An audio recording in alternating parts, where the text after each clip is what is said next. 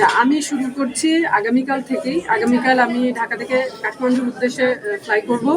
তো তারপর সেখানে কাঠমান্ডুতে আমার কিছু জরুরি কেনাকাটা আছে। ৮,০০০ মিটারের যে সরঞ্জামগুলো লাগে এগুলো কিছু কিছু আমার নেই, তো এগুলো আমাকে নতুন করে কিনতে হবে।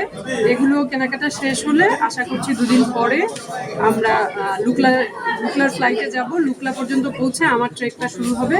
তো এই ট্রেক করে যথেষ্ট বিরতি দিয়ে যেভাবে যেতে হয় উচ্চতায় সেভাবে আমি বেস ক্যাম্পে পৌঁছাবো, এবং বেস ক্যাম্প থেকে তারপর ওখানে কয়েকদিন রেস্ট নিয়ে তারপর শুরু হবে ট্রেনিং।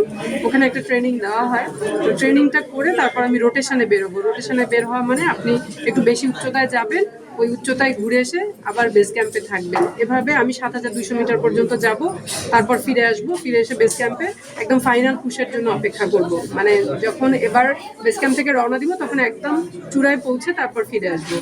খাবার দাবার অসুস্থ হয়ে গেলে ওখানে ফার্স্ট এডের ব্যবস্থা আছে। আর আসলে আমরা তো বারবার যাই পর্বত অভিযানে, তো কি করতে হয় কি করতে হয় না এই জিনিসগুলো আসলে আমাদেরকে যথেষ্ট সহযোগিতা করে আমাদের গাইড আছে।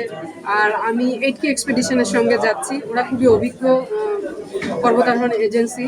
তো ওদের সঙ্গে আমি গতবারও অভিযান করেছি, কোনো সমস্যা হয়নি। আশা করছি এবারও সমস্যা হবে না।